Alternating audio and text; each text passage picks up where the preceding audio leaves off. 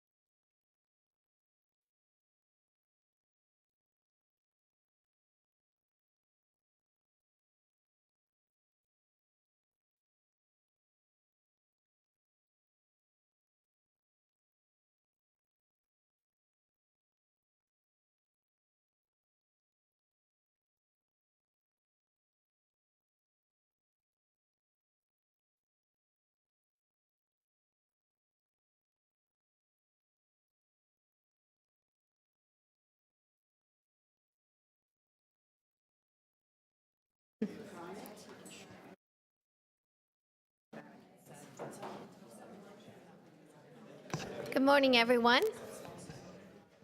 Welcome to Parks and Environment Committee. It's the 22nd meeting of Parks and Environment Committee. And look at our crowd out there. I'm interested in learning where you all are from. So maybe...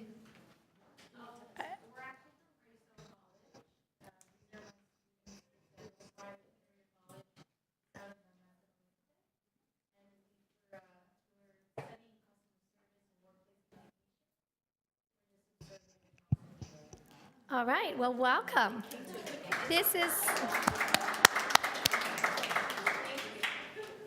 you'll like this committee because it's cheerful and collaborative, and we don't always work that way. We try to, but at this committee we do.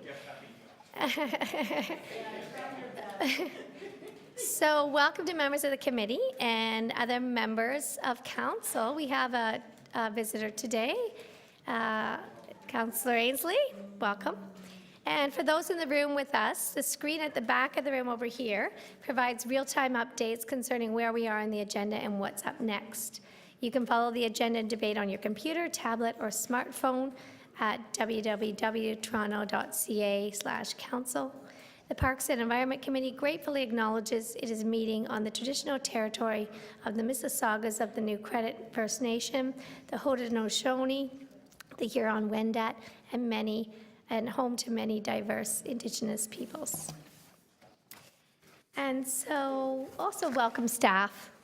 We have superb staff at the City of Toronto. We're going to go through the agenda, which is the yellow mustardy paper. Right. So first of all, we have any declarations of interest under the Municipal Conflict of Interest Act? Seeing none. Sorry? The conflict is Councillor Doucette loves parks. Yeah. Note that for the record. Confirmation of minutes from the September 8th, 2017 meeting. Anybody? Councillor Doucette, all in favor? Opposed? That carries. All right. And now we'll go through the agenda. PE 22.1, the Parks Ambassadors Program. We actually have a presentation on that, so we will do that in a bit. PE 22.2, management of cut-throughs in city parks. We now have a deputation. And I just want to show the students the green paper lists people who want to speak. If you guys want to speak on an item, feel free, if it intrigues you. PE 22.3, feasibility of expanding partnership with local enhancement and appreciation of forest leaf for private property plantings, tree maintenance, and educational outreach. We do have a speaker on that. I don't see Janet, but I think she'll be here. Yep. And PE 22.4, official recognition of Friends of Guildwood Village Park. Councillor Ajamari has a question on that. So we'll hold for Councillor Ajamari. Yeah. Oh, sure. Is that okay? Is that before we adopted? Thank you. Could someone from staff explain to me what this means? I know that friends of groups exist without council support and council knowledge. Through the speaker, or through the chair, there isn't any, we don't have an official recognition program for Friends of groups, which does not necessarily mean they can't be officially recognized by council. Okay. But it doesn't really bestow on them any additional privileges or responsibilities. Thank you. I will move it. Thank you. All right. Any further questions of staff? No. Seeing none, speakers. I think Councillor Ainslie would like to speak. They can get business cards, can't they, Janie? Yeah, there we go. They get business cards too. So I'm here asking the committee for their approval of this. My ward's in the southeast corner of Scarborough. We're very blessed with a number of parks, large parks. Currently, we have 4 friends groups: Friends of the Guild Park and Garden, Friends of Elizabeth Simcoe Park, Friends of Morningside Park, and Friends of the Brooks Road Park. And this group that wants to create a Friends group in Guild Park has seen what the activities and the events that the other Friends groups have been holding, and would like to follow suit and get better resources from the community into the Guild Park, make sure it's better used, make sure that residents know it's there, and participate more in the community. So I'm asking for the committee's support for this. And I'd also like to thank the park staff for all the work that they do in and around the parks in my area and supporting the Friends groups that are there now. Thank you. Thank you very much, Councillor Ainslie. Councillor Ajamari, you'd like to speak? No, I don't. Okay. All right. All in favor? Opposed? That carries. That's a unanimous vote. And of course, we know Park People does great work with supporting parks groups too. All right. So I just wanted to go back to PE 22.2, management of cut-throughs in city parks. The deputant we thought we had for that is actually for PE 22.3. So we could adopt that. So rather than adopt it, I'd actually like to move to refer it to the next cycle. And the reason for that is that I've heard from Walk Toronto. They have some concerns regarding the lack of sort of a calendar schedule for maintenance. They'd like to be able to provide some input, and they'd like some time to be able to do it. I understand the councillor just said also wants some information, if you want to just add to it. I would just like to be able to have ward-specific locations, because I also have some concerns on some of my cut-throughs, and it would be nice to know which ones Parks has identified and which ones I know about and you don't. So again, back in tandem, it's just to send it to, just to the next cycle so that we could work with staff on it for the next month. All right. That sounds fine. With the added ward maps to come All right. next meeting, that's all. All right. All in favor of defer till the next cycle? Yes. So to the November Parks and Environment Committee, all in favor? Opposed? That carries. All right. And so we will be going, first of all, is that more of your students came in? Are they with you? Welcome. Yeah, okay, welcome. You missed some exciting things already. All right, now we're going to have a presentation. Oh, we have, yeah, do we want to add, sorry, we have new business to add as well. We got kind of discombobulated with Councillor Ainsley's motion. All right, so we have new business from Councillor Layton.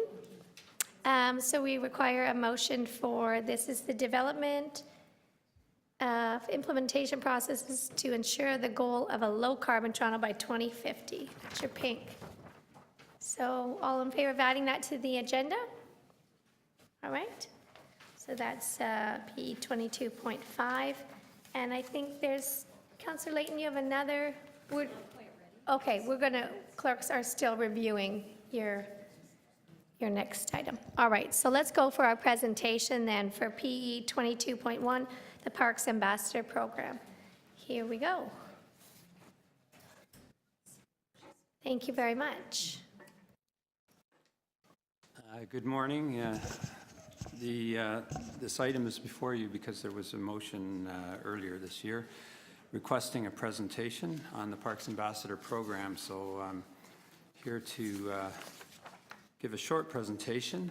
The program began in 2003 to proactively address issues with homeless encampments in downtown parks. That was how it started out. The program very much aims to preserve the high standards and quality of enjoyment in parks, ensuring that they're welcoming and accessible and equitable and safe places to be. And of course, we're always concerned with improving quality of life in parks and overall mental health of individuals in the parks and who are using them, and also making sure that we have proper referral services to support recovery. The program has expanded geographically over the years. When the program began back in 2003, it focused mainly in the downtown parks, primarily wards 20, 27, and 28. In the years since then, though, the response efforts have broadened geographically throughout the entire park system, wherever they're needed, and they're active in almost every ward throughout the city. However, because of the link to services provided by Shelter Support and Housing Administration, specifically Streets to Homes, the majority of responses are still in the downtown area.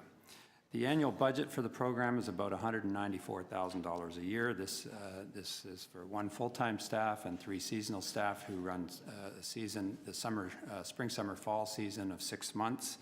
So we have 2 teams working together throughout the busier season. The staff themselves very much pride themselves on being very responsive and working as they work with the communities and making the parks safe, green, and accessible, equitable places to be. Ambassadors are a very positive community presence. They act as the eyes and ears of our services in the parks, especially in neighborhood parks. They're conducting park visits, community night walks, safety audits with many different groups, including counselors and Toronto Police Services throughout certain parks where we have safety concerns, right from throughout the entire city. And through this, they are building connections with park users all the time and ensuring that Toronto's vulnerable are also getting the support that they need as and when we come in contact with them. Each year, the Parks Ambassadors document many thousands of engagements and interactions with people in parks, including community members, homeless individuals, community groups, external and internal stakeholders as well. We're increasing the engagement with ceremonial activities and culturally specific organizations or groups. That's just something that seems to be coming up more and more. We're also providing information, including referrals to services, agencies, prevention programs, and so on. And after a 72-hour notification period, we have a respectful way of removing encampments supported by other city divisions with efforts to establish wraparound services for all the individuals that are impacted. This is very much a multi-stakeholder approach that we use. The Parks Ambassadors are tuned into parks and parks issues across the city. They have a very strong supportive relationship with our park supervisors, on the ground, and also they help enhance the effectiveness of their work and making sure that the parks are ready for permits and whatever activities are booked in those spaces. So they work very closely with the park supervisors and also our ravine and watercourse team to maintain welcoming parks and open spaces. They identify issues and opportunities to connect with programs and services and other divisions and agencies, including shelter sport, housing administration, facilities management, real estate services, transportation services, Toronto Police Services, and others. They work closely with Toronto Police Service to alert one another of potential park demonstrations, which help us pre-plan how to interact with those groups as and when they come up. We have a strong partnership with the Streets to Homes program, and the Parks Ambassadors work cooperatively, especially with them, to clear homeless encampments and provide referrals to shelters, housing, and other supports. We continue to strengthen our relationship with SSHA to best understand the issues and modernize efforts to ensure appropriate responses are in place and that contacts are made. So it's not uncommon for our ambassadors to be in a park and see individuals that they know. Sometimes they know exactly which shelter they're connected with or caseworker, and sometimes there's somebody new, and they'll make sure that they are, that the other agencies are aware of them and that they get hooked up with proper care. We work within an interdepartmental protocol which has stood the test of time since 2005. This helps everybody coordinate efforts, and it assists and encourages people living in our public spaces to access safer and healthier alternatives for housing. It's a lever for addressing poverty, health, and well-being through coordination with other city divisions. So this is a protocol that we all follow: transportation, shelter, support, and housing, ourselves, and police. And it's sort of a protocol that helps us know exactly who does what and what services we provide. The whole program provides a park lens to other services. We document, we support and provide information for PFR staff and other internal stakeholders, such as Streets to Homes, and possible safety and accessibility issues get identified. So the program really has an impact of enhancing parks and changing lives. The ambassadors contribute to fulfilling the experience of city parks as happy, enjoyable places to be, minimizing the conflicts between program services or programmed events and permits in our parks with other use, and also for providing a vision of the city as a desirable place to live and prosper and visit by investing in quality of life opportunities. Parks ambassadors are playing a key role in improving the overall health and well-being of communities, and as a positive presence in the parks, building strong relationships with many, many residents throughout each year. The Parks, Forestry, and Recreation Division is committed to this program and will continue to work across the city to maximize and impact and streamline efforts as we see fit from time to time. Thank you.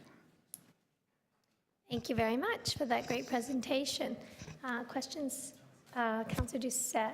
Oh, hello. We have welcoming a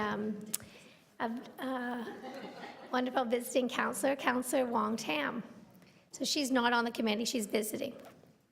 All right, but that's fine. We're very receptive to that. Do you have questions of staff? Yes, thank you very much, Madam Chair. And through you, I want to ask staff, with respect to the Parks Ambassador Program, do you find that you have enough resources and staff levels that are adequate to meet the needs of the local community?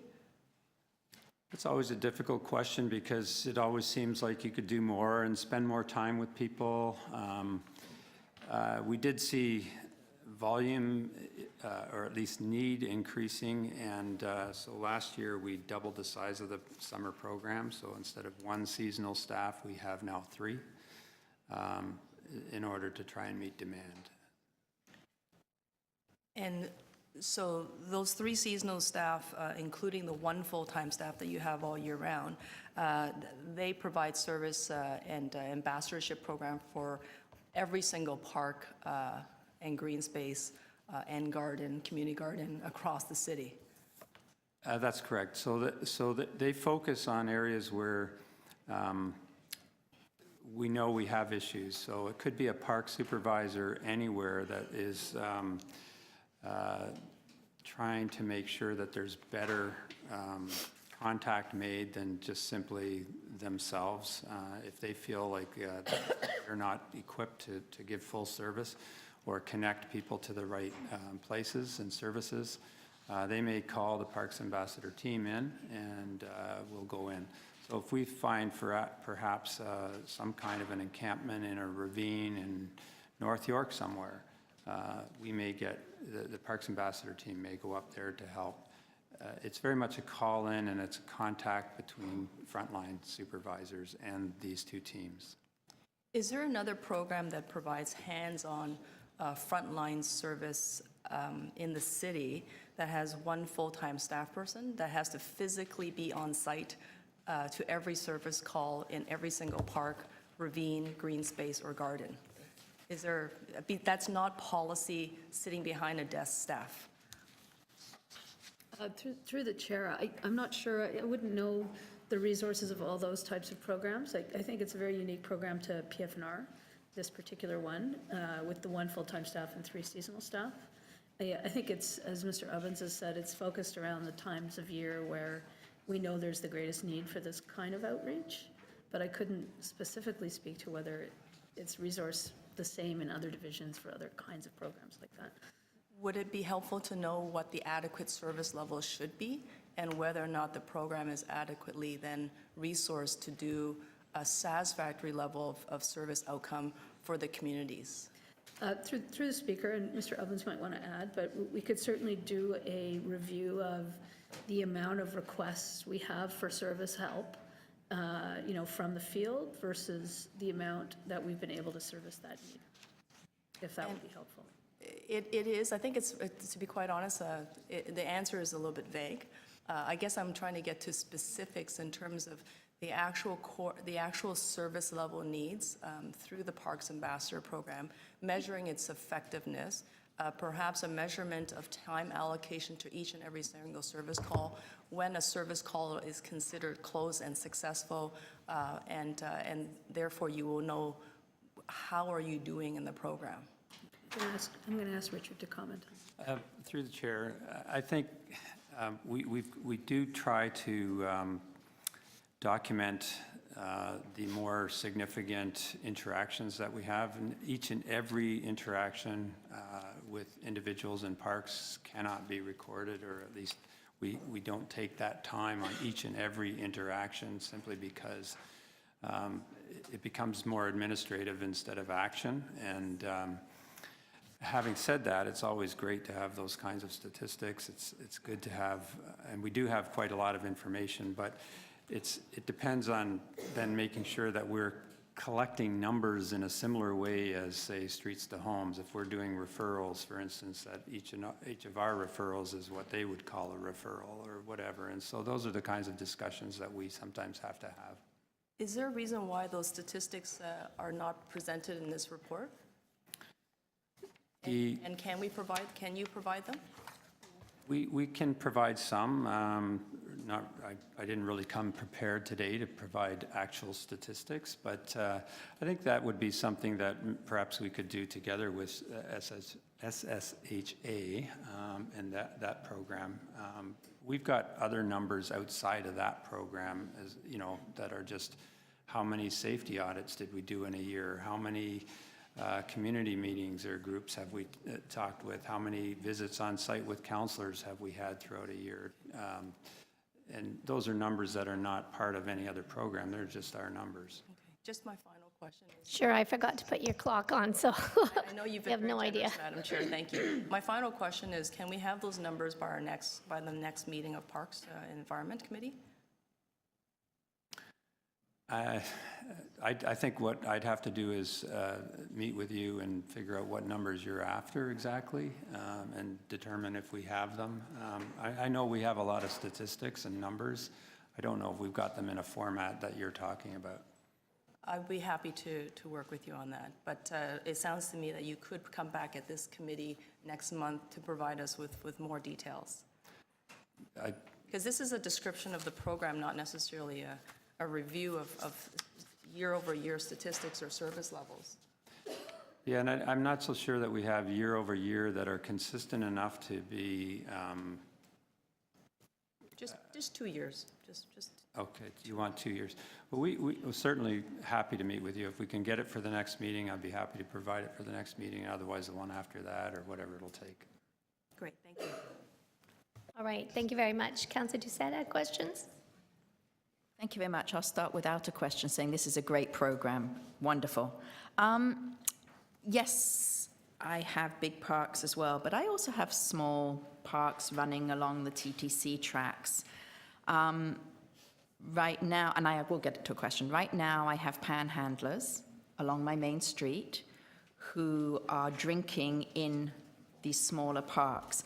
Is that something which the park ambassador could come and help with, to interact with these people, to find out why they're panhandling? Not all are homeless, some are. Is this something, so it's a small park, different issues.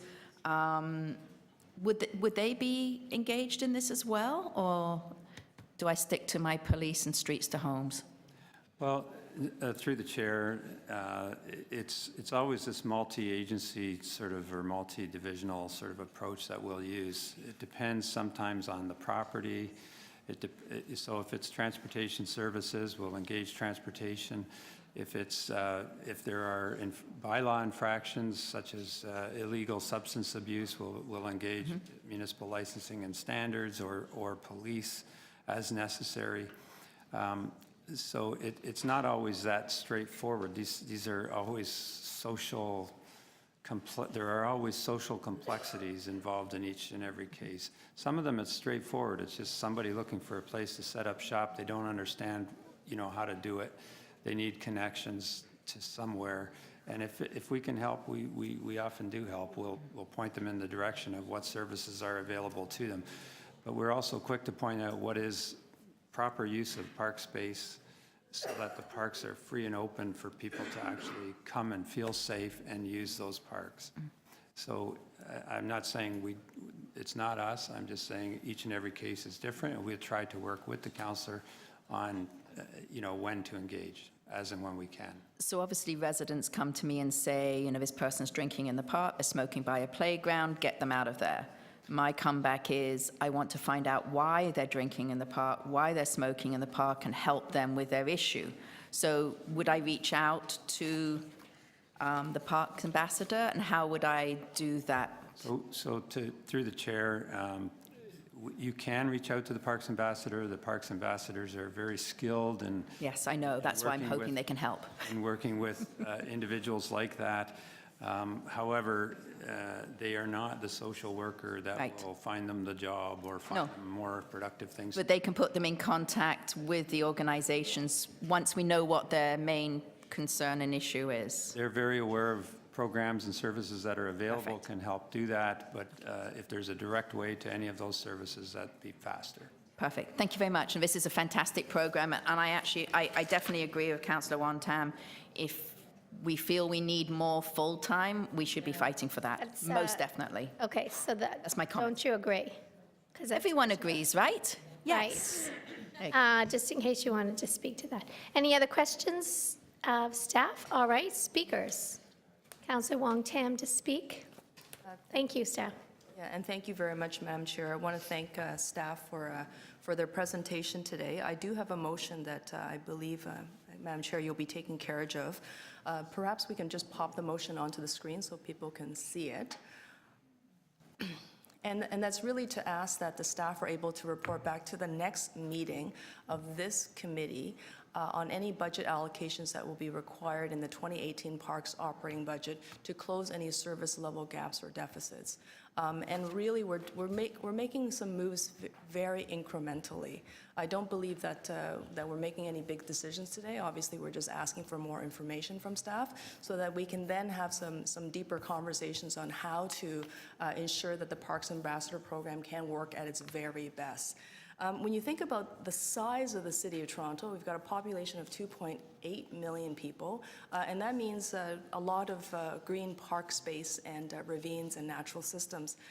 We also are seeing an incredible level of service gaps, deficit gaps across the social safety net with respect to populations that are street involved, vulnerable, sleeping rough, or just homeless that are finding their way into public spaces. These are individuals who've got no places to go. So a lot of the work that the Parks Ambassadors do seasonally is requiring additional hands on deck. And you can see it literally in every single public space, downtown, midtown, Scarborough, North York, and Etobicoke. And in some areas, the concentration is actually quite significant. So the individuals that are homeless or street involved have no place to go. They make their way into public spaces such as parks and the ravines and our public squares. And they need to be spoken to. They need to have adequate outreach. Relationships have got to be built. And sometimes there is social disorder, whether it's the consumption of alcohol or perhaps illicit drugs. And sometimes there are encampments, and they come with all sorts of physical attachments. This is in no way a program that is supposed to eradicate homelessness, the Parks Ambassador program, but just as staff have so clearly stated, is that the Parks Ambassador program works in conjunction with all the other social services, including hopefully mental health services and providing access to service and outreach. But it's very clear to me as one councillor who has one piece of the downtown, midtown area, is that one full-time Parks Ambassador working 40 hours for the entire City of Toronto is simply inadequate. This is not someone who sits on the phone and picks up a call and resolves an issue in 20 minutes. This is an individual with 3 seasonal support team workers that go out physically to speak to individuals who are vulnerable. And that takes time. It takes time to build relationships. It takes time to connect them to services. And so at this moment, the way the system is set up and the way the Parks Ambassador program is set up is that we have a phenomenal team of individuals who are doing the service delivery, but they're doing far more than they are being compensated to do. And they need a lot more people to provide assistance. So the situation in downtown parks and ravines are going to continue to get worse and not better, as far as I can tell. You can see it with 180,000 people waiting on the social waiting housing list. You can see it by way of the fact that the shelter beds are full capacity. So it makes total sense to see the overflow take place in the parks. And it's very difficult work. I can't stress, Madam Speaker, how difficult this type of work is that I see the Parks Ambassador program doing day in and day out. And it's not just about outreach with people who are street involved. It's about just making sure that people know how to use the park spaces in a neighborly fashion so they can share this public space. It's also about maintaining order in a sense of civic responsibility. All of that takes time and energy. And it takes relationship building, and you cannot do that with one person full-time servicing a city as large as ours. So thank you very much, Madam Speaker, for moving the motion, and thank you to the committee for allowing me to take a few minutes today. Anyone else to speak? I had Councillor Layton down. Councillor Doucette, okay. Thank you very much. I'll speak in support of the motion and in the program in general. We rely very heavily on our Parks Ambassador program within the Parks and Ward 19. When issues do arise between conflicting park uses, there is often a very deep emotional response that comes. One that is difficult to manage often for either a councillor's office or for our constituency assistants working on these files. Having the parks ambassadors who typically know the individuals involved, know the park very well, have been there before and perhaps seen or spoken with some of the parents and kids at the park. This is vital in us developing or having staff that can develop relationships. When we reflect back on the days of community policing, so rather than having police in vehicles responding to emergencies, but having people that develop relationships with individuals in the neighborhood, that's what we're talking about. And just because it's much better that they're not in a position of authority with a badge and a gun, or coming from the shelter support and housing unit, because they're not seen as threatening or as being as stereotyping individuals in the park. My experience with our parks ambassadors is quite the opposite. That they look for solutions that not only help the individuals that are living in the parks, but also those that are living around the parks. And they often are that bridge between the two and do it very, very effectively. So it would be great if we looked at an expansion of a program so that resources were in place and we had to depend probably a little less on the policing side and a little bit more on the supportive side of ensuring people have what they need. Thank you very much. Councillor Doucette. Thank you very much. Yes, I will definitely be supporting this motion. This is a very, very important program, and I feel we need more bodies. We need more people out there, because I agree, we have so many parks, one person, so many hours in a day. I get encampments in my park, High Park. Actually, a couple of years ago, we had the most amazing yurt built south of High Park. It was in a tree-lined area. Unless you knew it was there, you didn't see it. A gentleman had lived there for quite a while, but you can't just go in and tell him he's leaving, because those are his possessions. One, he has to agree to leave. Yes, he's nodding over there. You know exactly who I'm talking about. He has to agree to leave, and you have to protect his possessions so he can get them. So people think, okay, this person's being annoying, they've built an encampment, they're under the bridge, going by the Humber River, they're wherever they are. But you need to connect them to the groups who can help them.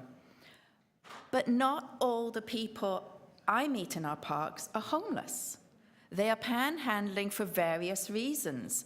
And I often go up to them and ask why they're doing this. And some of them are panhandling because their landlords just put their rent up by $100. I have one young lady who has to panhandle. She needs an extra $75 a month to keep her child in childcare. She doesn't want to lose her child. They're all there for different reasons. So as much as I involve streets to homes to get the people who don't have a home a roof over their head and somewhere they can call home, it's not always that simple. As I say, Bloor West has seen an increase in panhandlers in the last few years. And when I ask the panhandlers why they're coming, they say, you're generous. We can make more money here in a shorter period of time than being in another location where we have to sit on the street all day. It's okay, my residents are generous. But we need to then help the people who are then getting alcohol from the LCBO and going into our parks and drinking, and then the kids don't want to go play on the playground. And families don't feel safe, even though it is safe, sitting in the park and having lunch. So that's where I don't want to always have to bring in the police, because they can be intimidating.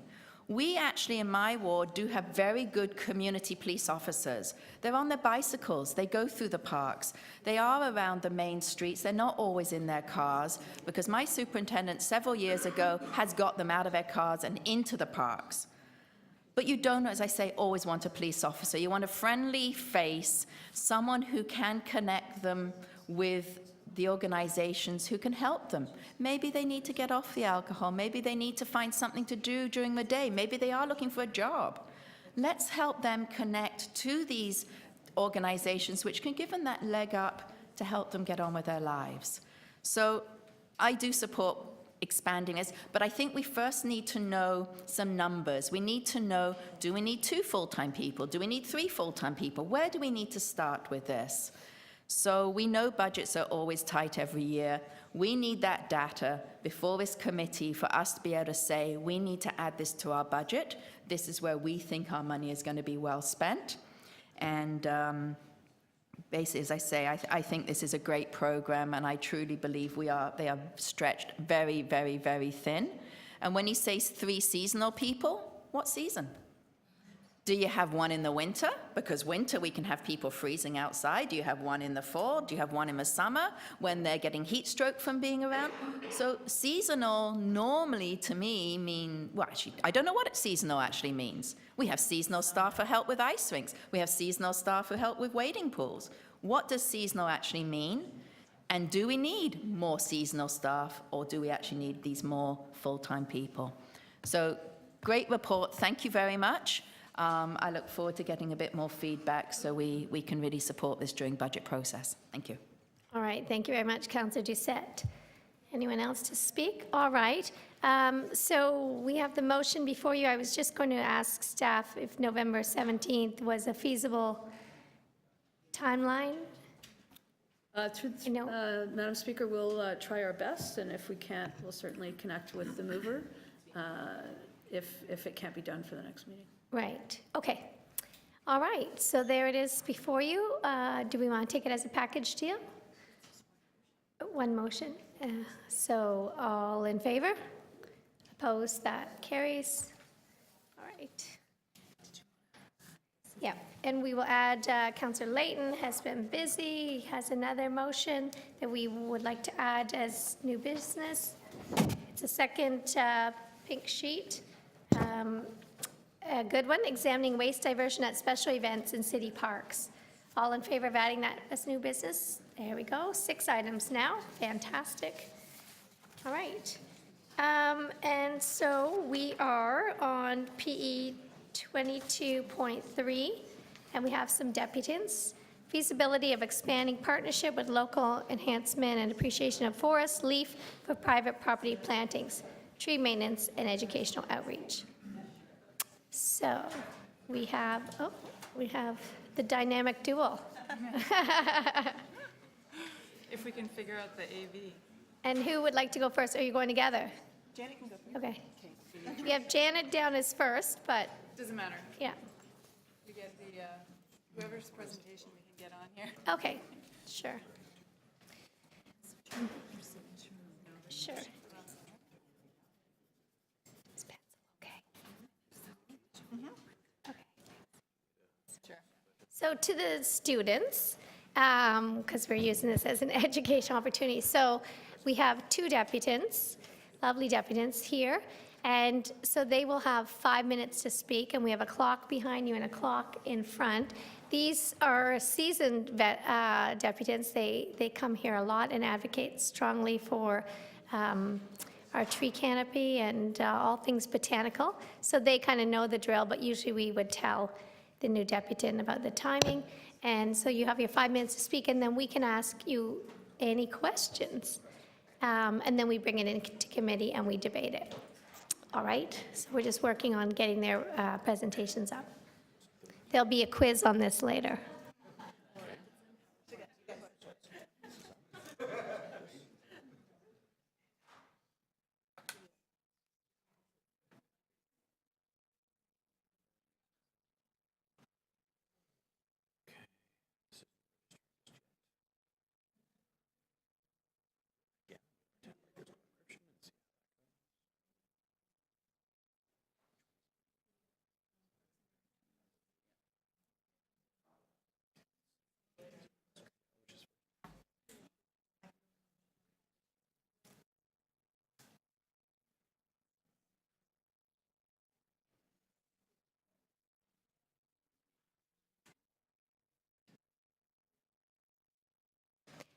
Also for the students, if you're getting thirsty, there is water at the back of the room.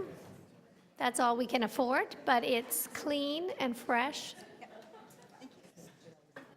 Toronto tap water. All right, so we have Carla Grant from the Toronto Parks and Trees Foundation right here. Take it away, Carla. Welcome. Good morning. Thank you, Chair. I appreciate the opportunity to speak to this agenda item. And I thought, of course, supporting this item. And Sorry, there's a little din in the room. We're going to keep it down if we could. Councillor Layton, I'll call you out. Thank you, Carla.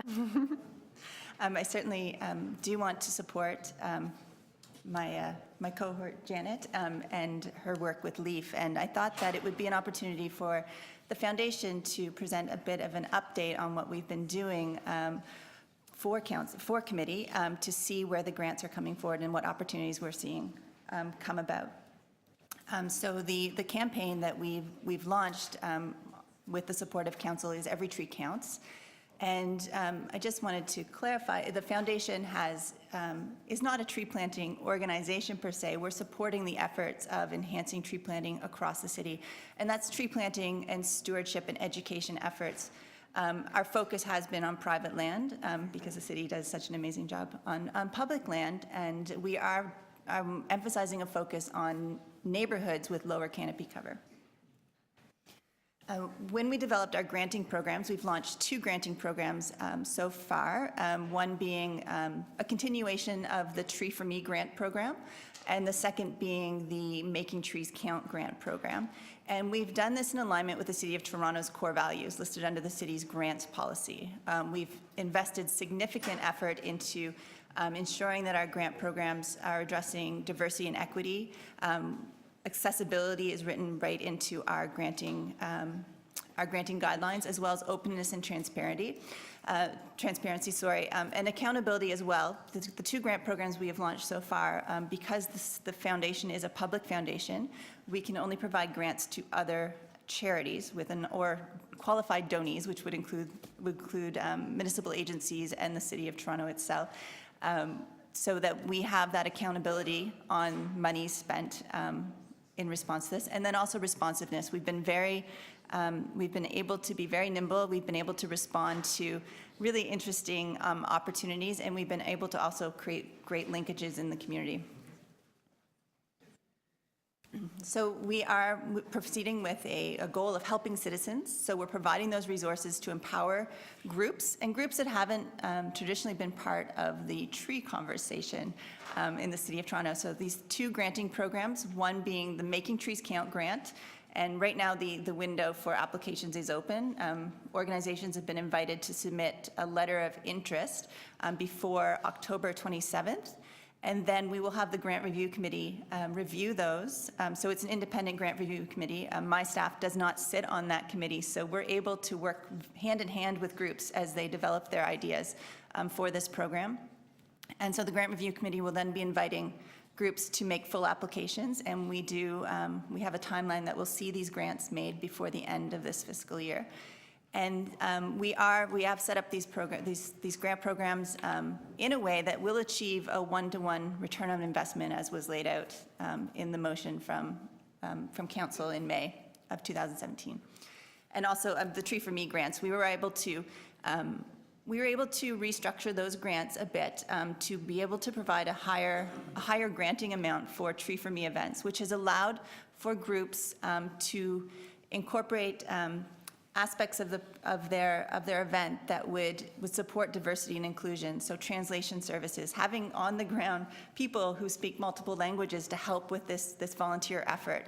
And this is now bearing fruit quite well for us as a result of that. And then engaging communities. So diverse community engagement has been a cornerstone of the work that we've done over the last 4 months.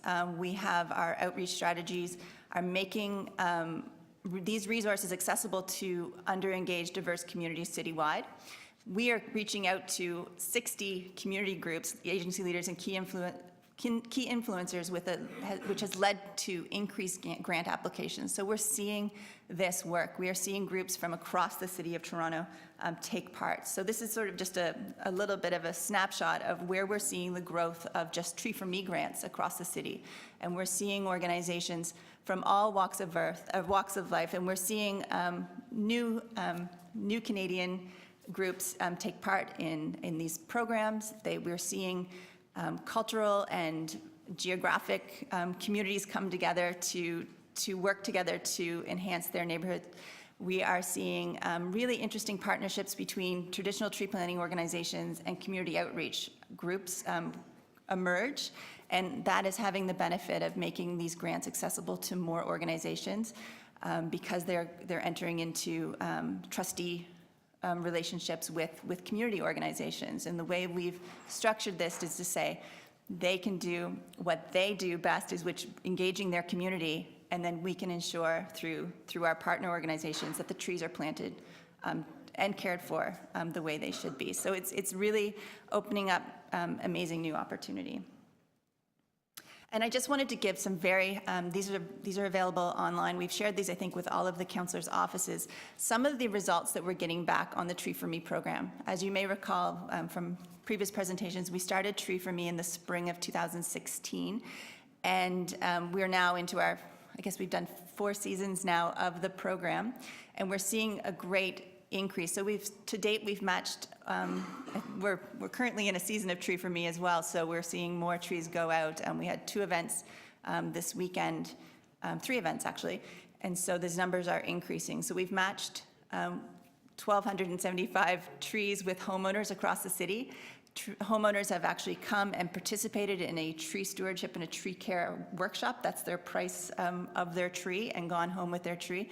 Based on surveys from the fall of 2016, we are seeing an 89% survival rate to date, and we continue to communicate with these individuals, and we're encouraging the grant recipient organizations to continue that ongoing communication to help ensure that we are having success. And we're also finding, as a result of moving this program out into the city, into community groups, that we're actually seeing better engagement. We're seeing increased participation from homeowners because they're being connected within their neighborhood, and that has been great. And even the follow-through rate of people signing up for a tree has been enhanced by that type of meaningful outreach to them, as opposed to just a banner that they see somewhere. People are going door to door.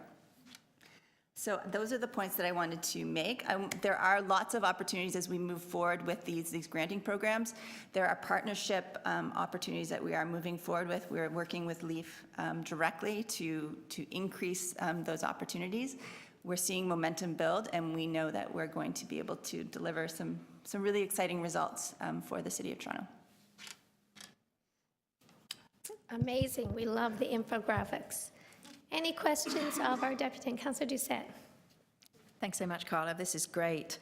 Are you getting much uptake from, I know LEAF is brilliant, so we'll leave, and I know the reports here, so we'll take them off this equation right now. Are you getting much uptake from other groups wanting to come and get the, Making Trees Count, the bigger grants? Mm-hmm. How successful are you being with those groups? Well, we're currently in the phase where groups are coming together with proposals for the letter of interest, but the interest has been overwhelming. I fully expect that we will be oversubscribed in terms of requests for grants.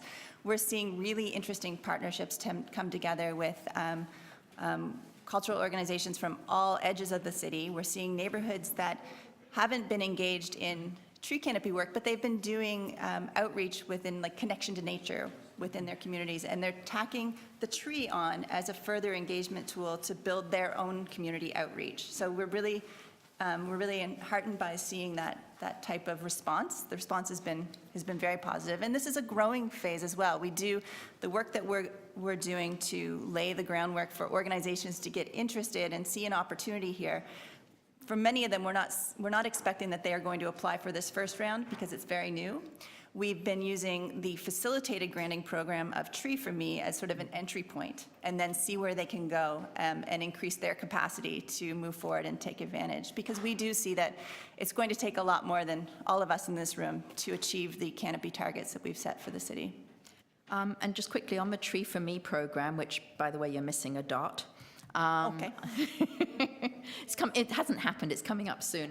Those are as of this summer. So okay, all right. So you're not missing a dot. You'll have more dots by the end of the year then. Margot will do that. You mentioned, I think you touched on very briefly, one of the things which I think all of us are concerned about, it's one thing just to plant a tree. but it's another thing to plant a tree and actually to live. Yes. So you mentioned something about what do people, so people who want a tree from me, do they have a program? Do they have to learn how to plant, how Yes, to maintain? that- Can you just explain that a We've, little bit? so in advance of coming to a Tree for Me event, we do have residents sign up. We go through a matching process to ensure that they're getting a tree that's appropriate for their yard. So we have a variety of species that we make available. And then when they actually attend the Tree for Me event, they are expected to participate in a tree planting and tree care workshop. And we are actually working, we're not running those ourselves, of course, because we're not running the programs, but we are helping the community groups learn how to deliver those workshops. And it was in the spring, we had an event at Glen Ravine Public School. And that was an amazing experience, as those children were not letting anyone off the hook. They had to learn exactly how to plant and care for that tree. And then we're also encouraging those community groups to do ongoing follow-up. And then we're also, as a foundation, we are following up with the participants in the program in a very high-level way, just to keep them engaged and send them reminders about watering and tending and things to do seasonally for their trees. And these programs, are these literally trees only, or are we doing shrubs as well? We are doing trees and shrubs. Okay, good. Just given the nature of some properties in the city of Toronto and some neighborhoods. So serviceberry has been a very popular species. We actually had a wonderful conversation with an Iranian community organization just late last week, and they're doing their first Tree for Me. And they just mentioned that it would be great to have a cherry species because it's a very important cultural tree to that community, and they're looking to do it in the spring, and we've been very receptive to those types of things. And I think that's amazing as an engagement way that we're giving people something they want. So just because someone doesn't have a big enough yard for a tree doesn't mean they can't participate with a nice shrub of some kind? We have shrubs and all native species that are appropriate for the seed zone. Excellent, thank you very much. Thank you very much, Councillor Doucette. And Councillor Fletcher is here as our third visiting councillor today. Councillor Ainsley and Wong Tam, Okay, good. different topics. You're very lucky you have a lot of visitors today. Yes. Madam Chair. Thank you. Hi. I just wanted to get an idea between fundraising as the foundation, and as I understand, that's one of the roles of the foundation. Am I correct? Mm-hmm. So outside of the city fundraising, and how much is it the city flows through Parks and Trees? Outside of this funding, this is the only funding. This is the only funding that you get from the city. So that's what, 1.2? 1.21, yes. 1.21. So that's from the city, flowed from the city for granting purposes. For granting and partnerships, yes. And what does partnerships mean? Partnerships are arrangements that we could have with private sector corporations or institutions that wouldn't be necessarily charitable in nature. We are developing a program, and we are in discussions with LEAF to help us deliver on that program, where we would be directly working with people who are interested in having trees planted on their property, and then ensuring that those trees are planted in a correct manner. So it's different than there's actually a corporate sponsorship component to that as well, and potential recognition for companies and organizations, institutions that participate in that type of. So what are you calling a private sector? Who are your private sector partners? Well, it would be industry. It's landlords of buildings across the city, retail. How many landlords are you privately partnered with? We're just launching that program. How many corporations are you privately partnered with? Privately partnered with? No, private corporations Are we partnered with? To date, we're working with a list of 4, and we're going to be expanding those those 4? relationships. Sorry? Which are those for? Which are they? Yes. We work with TD Bank. We work with Scotiabank. We've had conversations with them. We haven't done any direct tree planting we don't tree plant. I just want to be clear that you have a corporate relationship with TD Bank, so there's an MOU of some kind? Mm-hmm. And with Not directly related to this program yet, because we haven't launched the partnership component of it as of yet.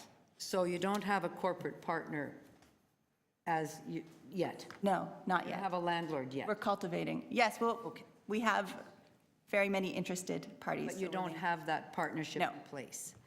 So the, so you're with, and how much is raised not from the 1.2 million that your foundation raises outside of that, which is not what I'll call parked, like Jamie Bell Park, which of course was earmarked for projects so that you're able to give receipts to those who want to make a donation through the city, which was the actual role of Parks and Trees for many years. So if we take that part out, which is the flow-through for donations that many of us have set up, what is the discrete amount that you raise over and above that? Our target for this fiscal is, I believe it's $933,000 in cash and in-kind contributions as well. And how much was it last year? Oh goodness, I didn't come prepared. I came here to support LEAF. We had over $1.2 million in revenue, sponsorship revenue. and donation. Not Revenue, sorry, and donations. But Donations that are solely, they're not going to a park project, they're simply coming in. I think the number from last year was approximately 300,000. 300,000 that will just. And I'm going off, I'll have to. Discrete, okay. And the idea with the foundation, because it's very interesting, the foundation was the fundraiser. It does appear, you said you're not doing directly operated, but a lot of this does appear to be directly operated with a partner, or creating a directly operated model where you're, No. rather than no. a third party that's doing. No, it's all intended to be third party. The foundation will be providing the funding directly to have the planting done, not by us, but by partners. So under the Tree for Me grant allocation, that money goes straight out in the form of grants, which are approved by a third-party grant review committee, as well as the Making Trees Count grants. And since we've been working on developing this program since the end of May of this year, we are laying the framework for launching the partnership program. So that has not been launched as of yet, but the intent is that funding go directly out through a third-party partner to have them do the work on the ground. The foundation doesn't do that work on the ground. We help enable and we help tell the stories for the groups that do the work. So the Tree for Me Okay, is, sorry, last question. that was my last question? Or you could do. Who is your grant review committee? The Grant Review Committee, it's actually, because we're doing our first series of grant reviews in November, we are in the process of forming our Grant Review Committee. So there's a group of individuals who are independent of the city who've been invited to be part of it. So we haven't firmed up I don't know if anyone from staff wants to speak to that, but there hasn't been anyone we haven't announced the committee as of yet. It's still in formation, so I think it's a little premature to name these people. Sure. I'll All ask right. staff. Thank you. All right, thank you very much. Any other questions? And it's on the item of the feasibility of expanding partnership with LEAF. Just to remind people, any other questions? Our deputant, thank you. Next deputant is Janet McKay from LEAF. So you know the drill, Janet. Yes. Thank you, welcome. Thank you. Thanks for the opportunity to speak today. Yeah, thank you. So I'm just here really to put some visuals to the staff report. The staff report talks about the ways that LEAF currently works with the city in partnership on urban forest initiatives, and I really just wanted to share a bit more information about what we're doing currently. So I think most of you are aware our full-service backyard tree planting program, which we offer across the city of Toronto. It's really geared at helping property owners get the right tree in the right place with the right care. Very hands-on, very much a process we go through together with property owners. We've launched also a do-it-yourself version of this program. So with the full service, we actually go out, send an arborist out for a consultation in the yard, and we go back and do the planting. With the DIY version, We have some great instructional videos, a new set of videos actually that are on our website. We do a virtual consultation, so we still meet with the property owner, but it's actually over the phone. We share our computer screens and we use satellite imagery to look at the backyard. We help them select the species and planting locations, and then we deliver the plants, and property owners plant themselves.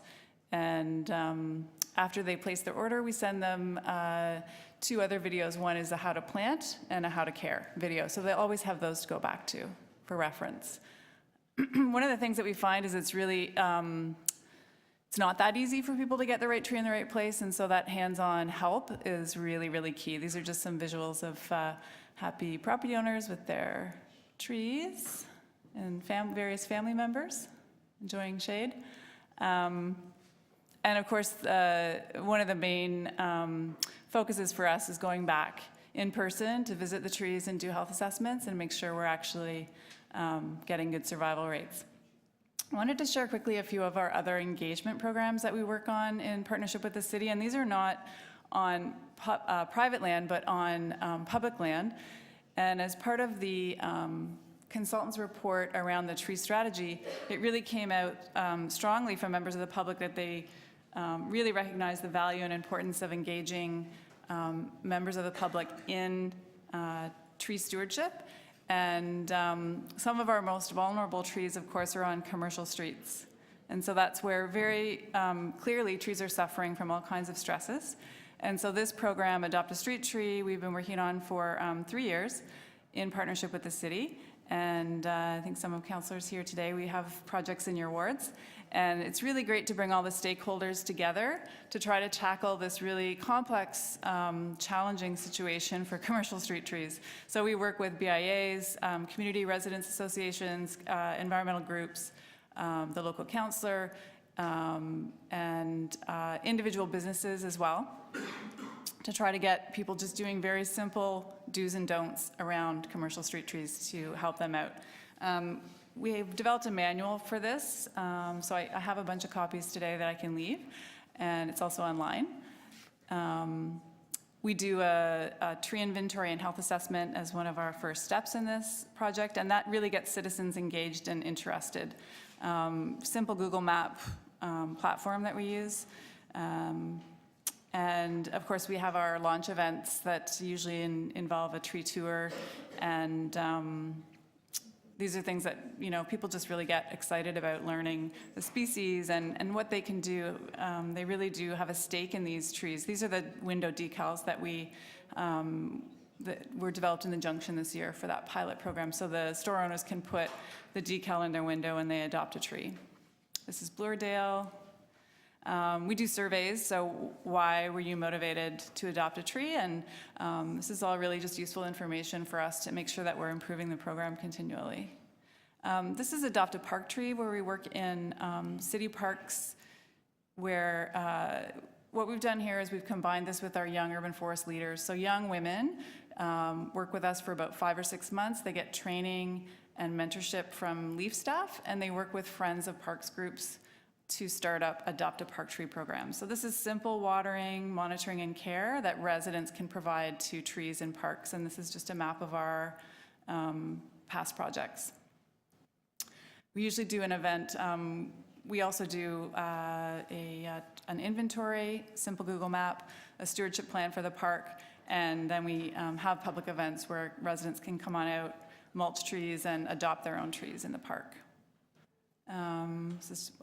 We usually also like to leave the groups with stewardship plans for their parks. So this is all done in partnership with parks staff as well as forestry staff.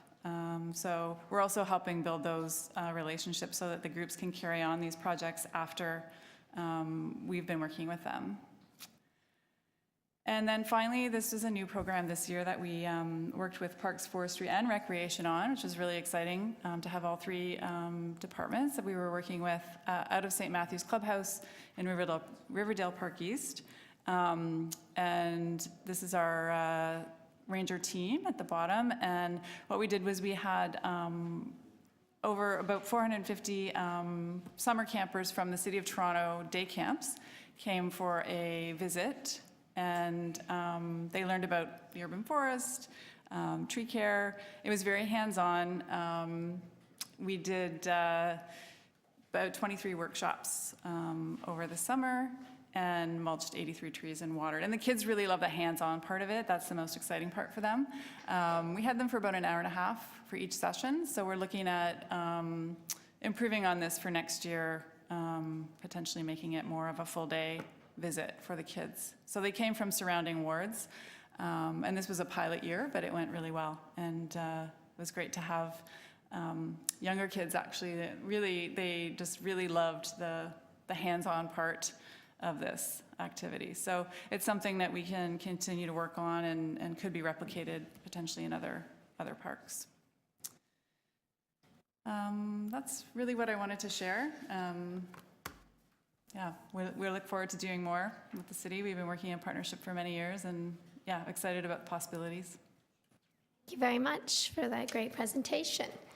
Any questions? Okay, Councillor, outside councillors, any questions? Councillor Fletcher. Visiting. Just one of the things that you're talking about is helping people tend their trees once they've got them. In some of the things that we've done previously with right-of-way trees, once they get planted, is there not an issue around just being able to follow up after for tree care for the trees that are in the right-of-way? For cities? Front yards. City trees. Yeah, I think we could do a lot there in terms of just helping residents really understand their role in the stewardship and care of those trees. You know, tree survival is the biggest challenge we have.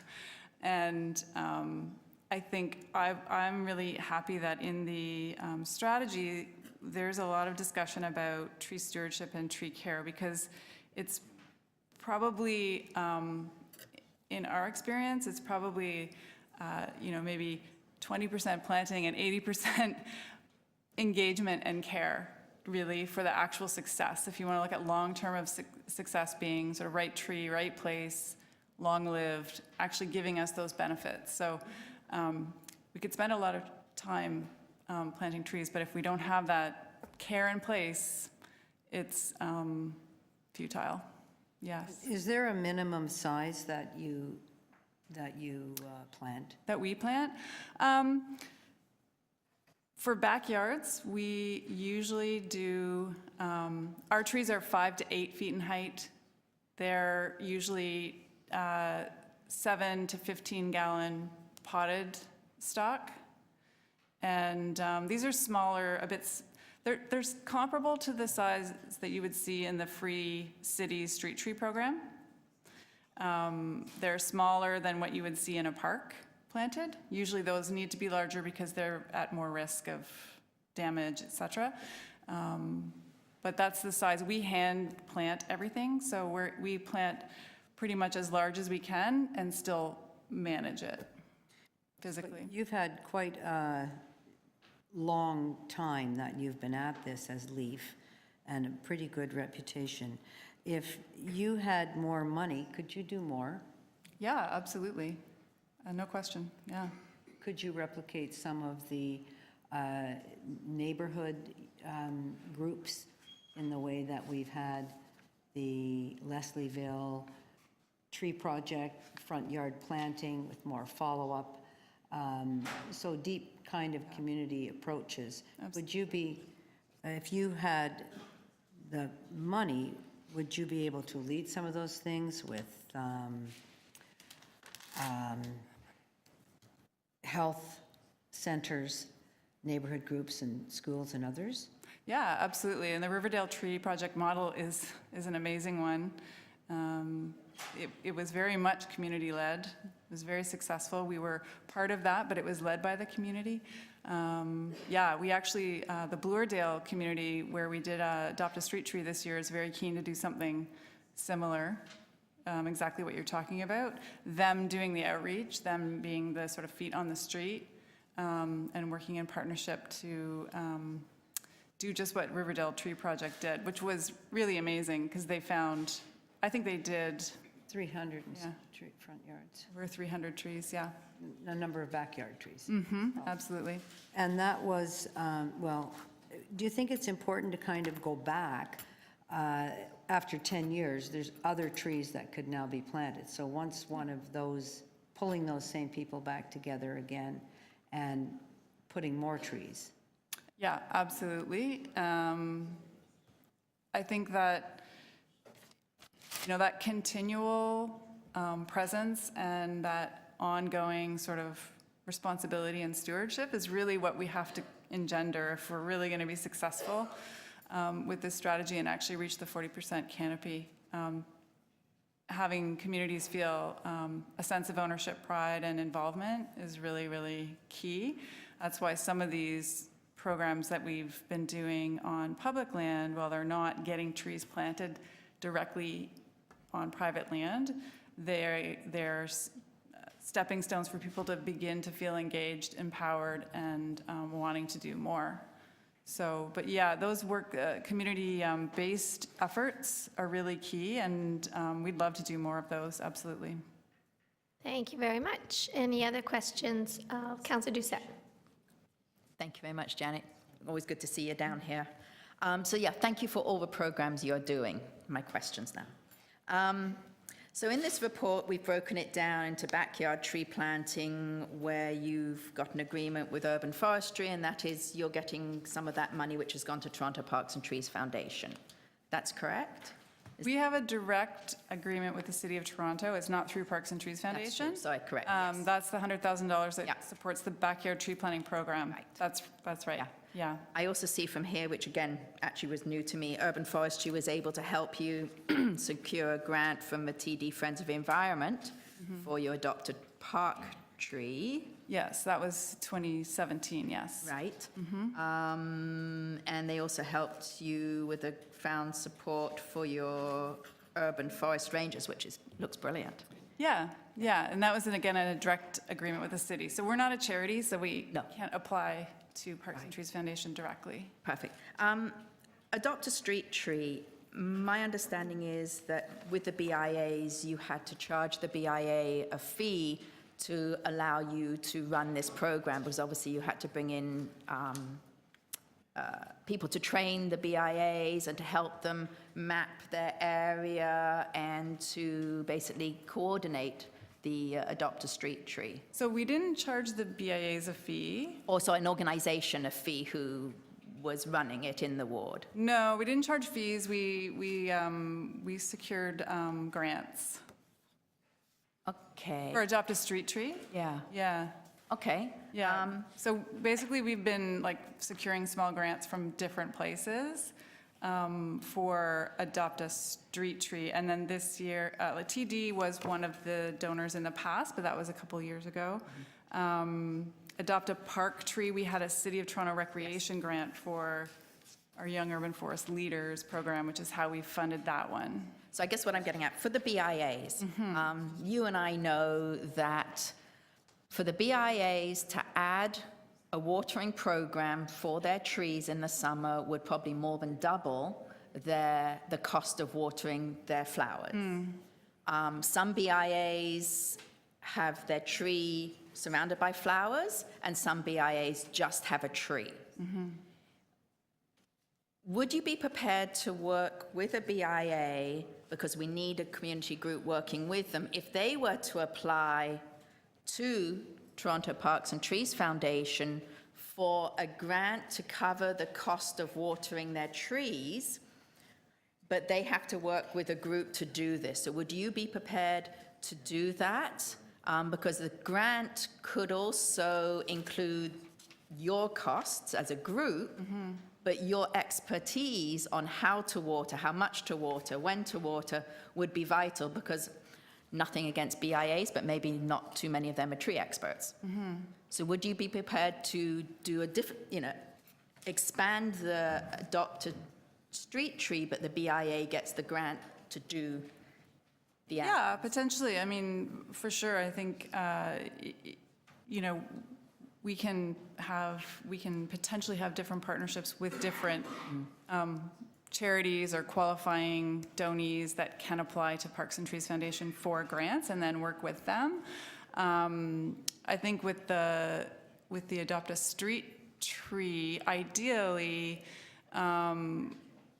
maybe rather than just having the BIA apply for funding to hire waterers, it would be more of an engagement program. Like, each BIA is different, but for the most part, what we're finding is that many of the individual store owners and employees are willing and excited, actually, to adopt and water their trees, and that actually gets them more engaged, as opposed to just hiring additional watering, which is not a bad thing either. I think that's good, but it's the community engagement part is really the valuable piece. But yeah, I mean, we're open to any kind of partnerships. Because I guess also a lot of these trees on our streets, even if you pour water on them right now, it just runs off because they're almost living in concrete, aren't they? Even the soil is concrete. Yeah. So maybe you could help the BIAs prepare the trees for watering. Yeah, I think what we're finding through the pilot programs that we've done is that each community is very unique and has different strengths and challenges, both physical challenges around how their trees are in the ground, like some of them are in raised pits, some of them are in, any newer places, the rooting environment is usually a lot better. But we've got a lot of neighborhoods where the rooting environment is not ideal, and it'll be quite some time before those streets are probably redesigned and redeveloped. So each community is different, and yeah, I think it's that sort of first assessment where we do the inventory and we think about the strategies and we look at who are the people and the stakeholders involved, because that really affects the strategy as well.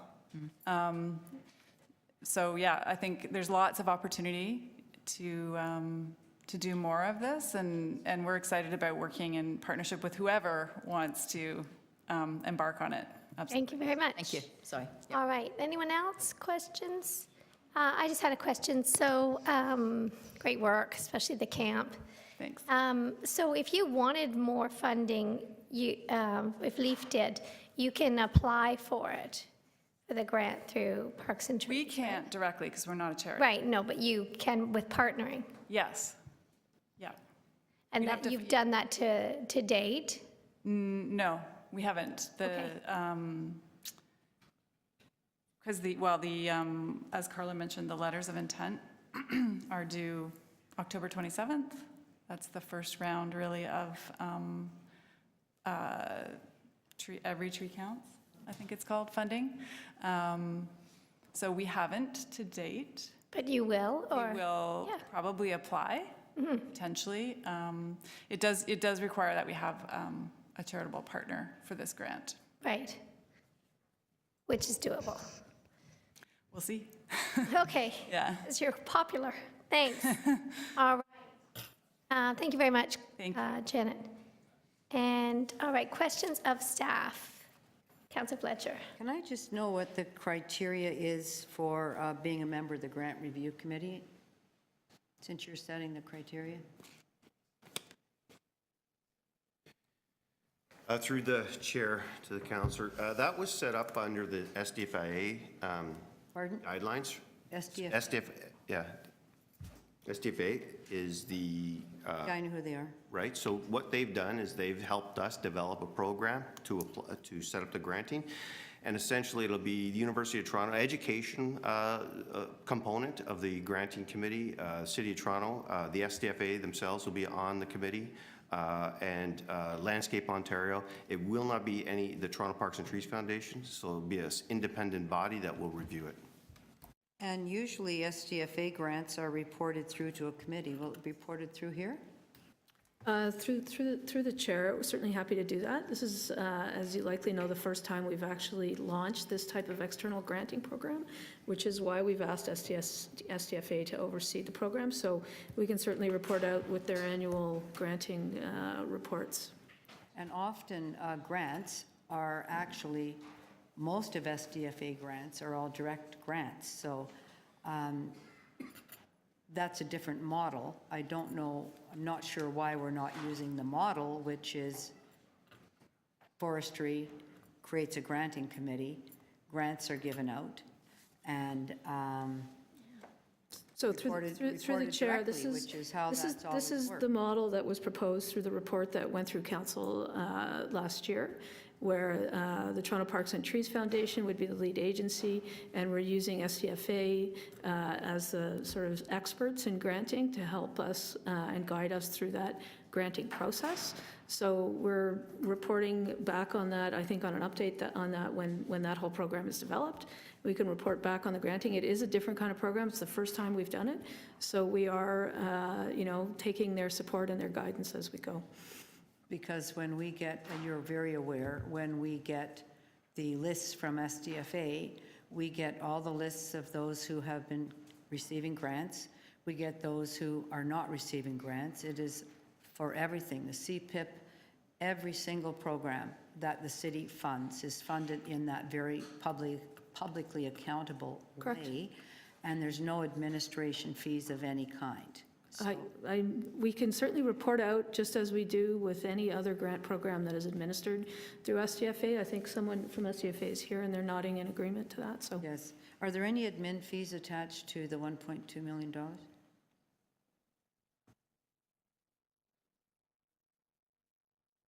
There is an admin fee, it's $70,000. 70,000 admin fee, okay. And so the criteria then for selection, is that public? Who's developed that? Great. Through the chair to the councillor, maybe you can clarify that you're asking for the, maybe repeat the question. Is that for I've asked for approving the dollars? criteria to select people to go on the committee, the review committee, who that's going to be. And now I'm asking about the criteria that's set out to select those who are getting the grants. So Where is that? That's still under development with the SDFA. We haven't yet set that service level agreement up with the Toronto Parks and Trees Foundation yet. So we haven't signed that agreement. We have signed our agreement with LEAF. But if you're talking about the selection process for that set up to approve grants, that's still under development with the SDFA. My understanding, just to be, is that you're going to have a granting committee that are going to make recommendations. They'll make them to Toronto Parks and Trees, who will then flow the money. Is that the model? So through this speaker, the recommendations will be made by the granting committee. Yes. Which is not, the recommendations are not to the Toronto Parks and Trees Foundation. The granting committee will be making the decisions around the grants.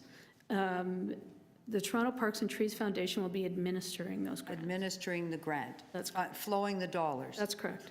And anything else besides flowing the dollars?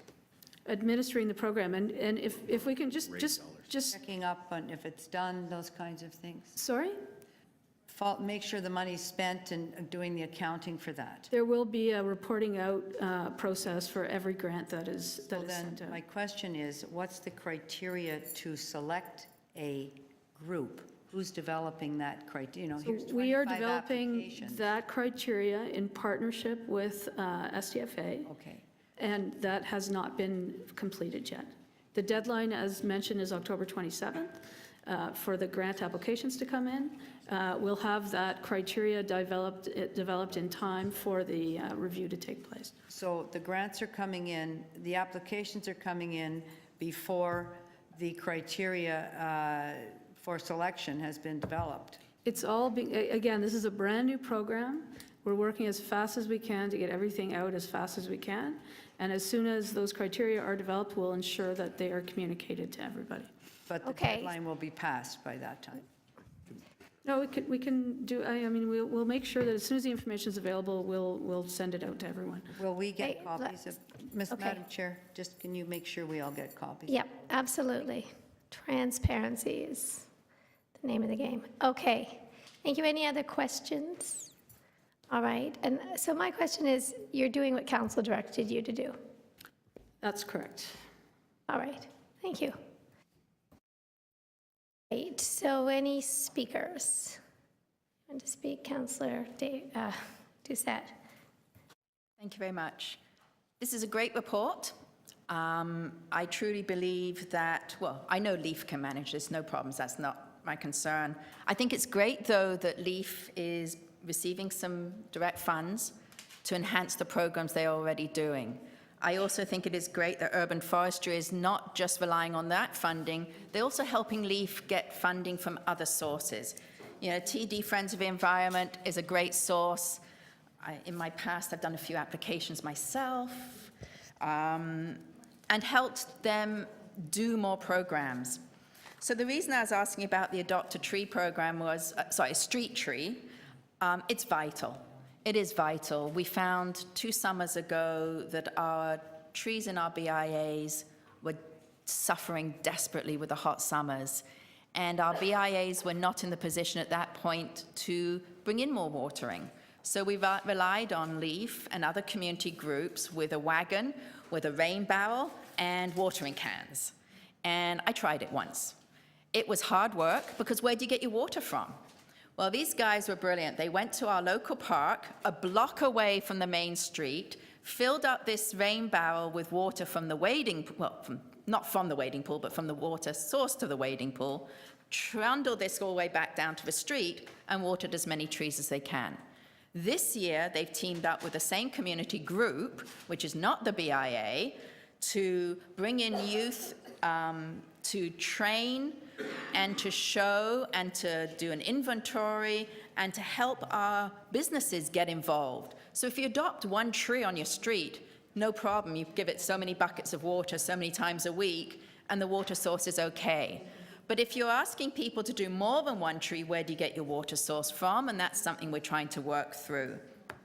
I'm looking forward to encouraging my BIAs to apply for grants, whether they use those grants to bring in someone like LEAF to do the education, which I think the Adopt a Street Tree is good because it does get engagement, or whether they use that funding to bring in the company who's watering their flowers to make them water the trees.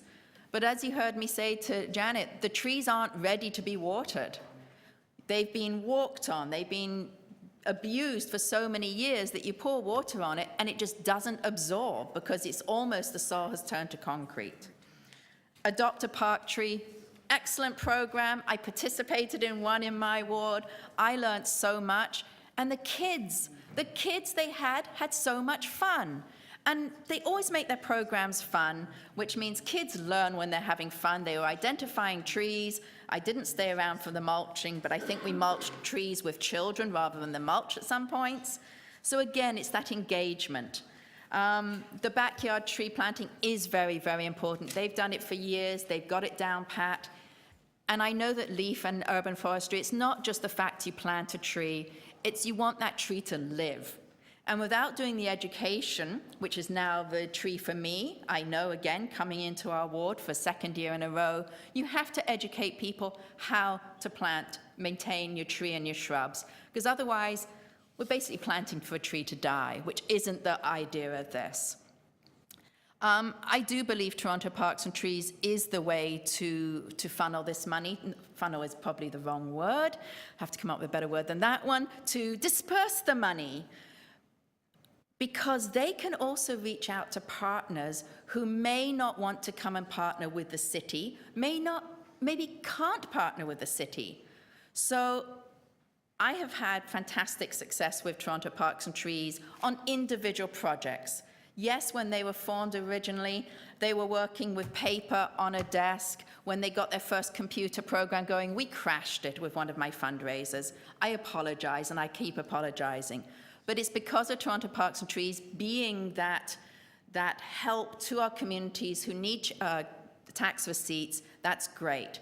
I feel they are the right people to look after this money because it's easier to access than sometimes going to the city to get money.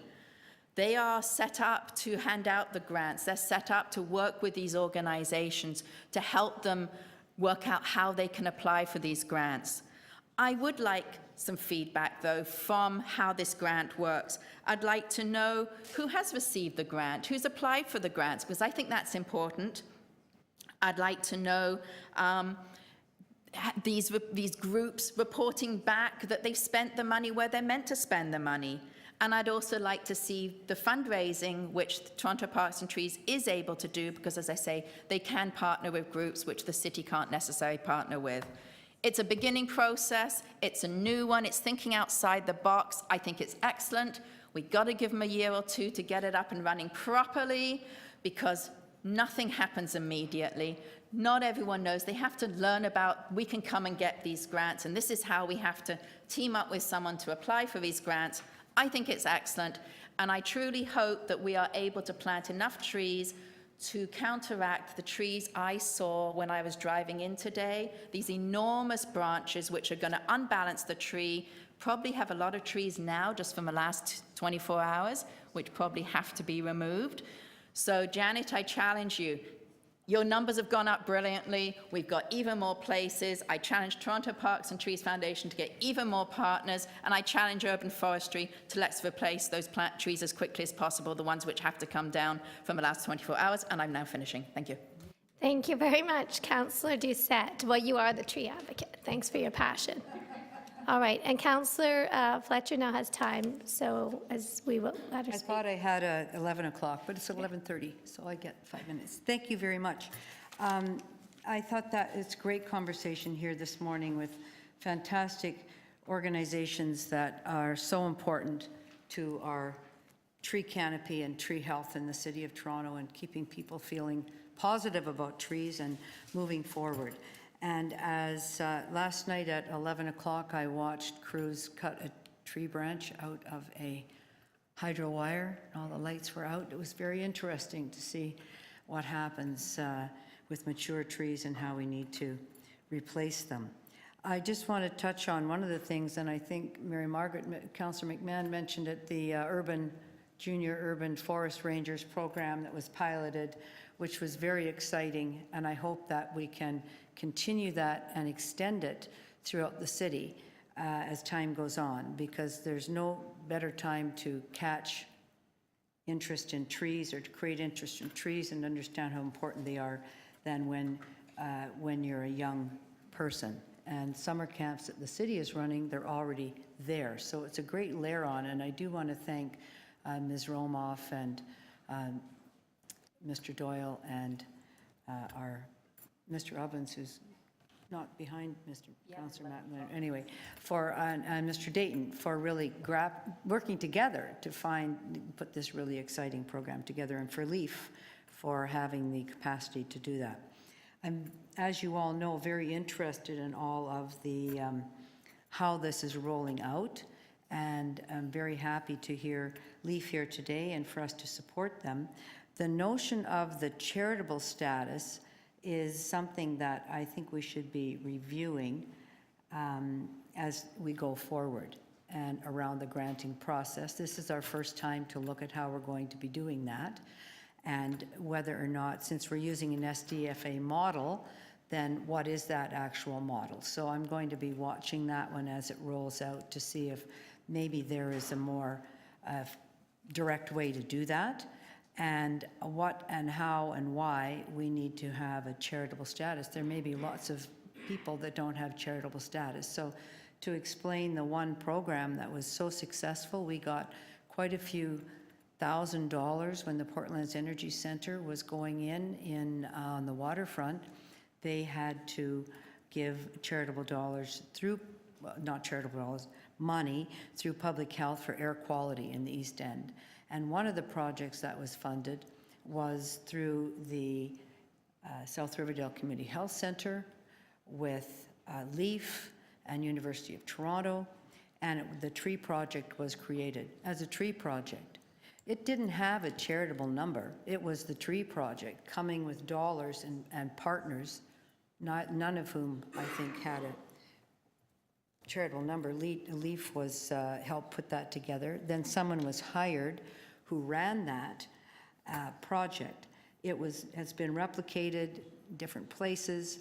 We have Adopt a Tree in Withrow Park. 100 trees were put in, and through LEAF we had Adopt a Tree, and every single one of those trees was watered all summer. So we have to have people that know how to deliver tree programs, and those who, as I understand it, are making sure all the money is accounted for, et cetera. It's like the foundation, the food foundation that I sit on. It's not a directly operated foundation. They account for the hundreds of millions of dollars that are put into all the little food programs throughout the city of Toronto, and those are delivered by the school board. So I really commend everyone for grappling with how to be able to give boost to our tree planting and our tree maintenance, as Ms. McKay and Ms. Grant have talked about, the importance of maintaining that once you put in. And I'll just end by talking about our street trees. Well, we've heard about follow-up with the groups that have grants, and we've heard about LEAF following up. Where we don't have follow-up is on your front yard tree planting. We could use a great program like we did have at Leslieville or in Riverside and Riverdale, where in the pocket, where somehow with the street trees, there is the capacity to be going back to make sure the owner is looking after them. They think, oh, it's a city tree, I don't really have to look after it. That, to me, is the one place where the follow-up is missing, and I think probably if we were doing questions, that Mr. Doyle would agree that that's an area that, he doesn't agree, he thinks we do that already. Okay, well, my neighbor across the street who has one, those visits are, so I don't know who does that. Maybe I'll ask you after, but I'm happy to hear that we do that now, because we didn't used to. Thank you very much. Thank you very much. Anyone else to speak? All right. I will just say that this is a new model that we as councillors supported at council, and it's a new granting model, and so it's the first go at it. There's a good allocation of funding attached to it. It's transparent, it's fair, it's meant to expedite the funding and not have as much bureaucratic red tape as we tend to at the city by using Toronto Parks and Trees Foundation to distribute the funding to the groups, and it's also to monitor how the groups deliver their programming. And so there's plenty of follow-up. We will receive the list of who applied for grants, who didn't receive their grant, why, and whatnot. So it's all going to be open and transparent. It's the first go at it. Let's see how it goes. We were the ones who directed this program. And I think we are so lucky to have two powerful women, botanically inclined, who are working well together to deliver this and expand our tree canopy across the city. As we know, we are very worried about our trees and climate change, Transform TO, and what's going on down south, and how vital our trees are. Toronto is lucky to have both of you. We really appreciate all the work you do. Thank you. All right, so with, do I have a motion to receive the item? Councillor Matlow, all in favor? Opposed? That carries. We have two last items. Thank you, everyone, from Councillor Layton. And so let's deal with the development of implementation processes to ensure the goal of, as we said, low carbon Transform TO. Did you want to have, is there any questions of staff, or do you want to speak, or do you just want to move it? Yes, thank you, Madam Chair. I just wanted to quickly state the intent of it. It's outlined in recommendation 4 of Transform TO, and that's, I just want to make sure we're hitting our deliverables around ensuring that everyone is benefiting and enjoying the prosperity that we will create through switching to a low carbon economy.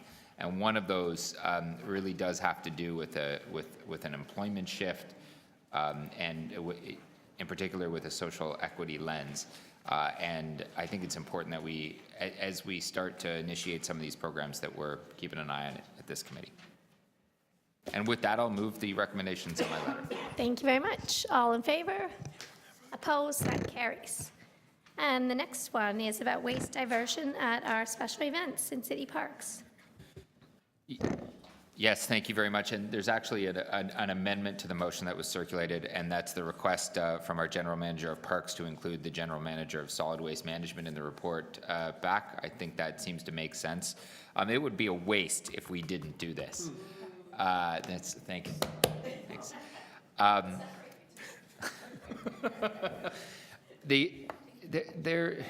There's an issue in what we require in some permits for waste collection at large-scale special events, and there is and what we do on roads and parks and in different venues. And I just think we need to come up with what the best practice is and how we can ensure that it's happening at all large-scale events.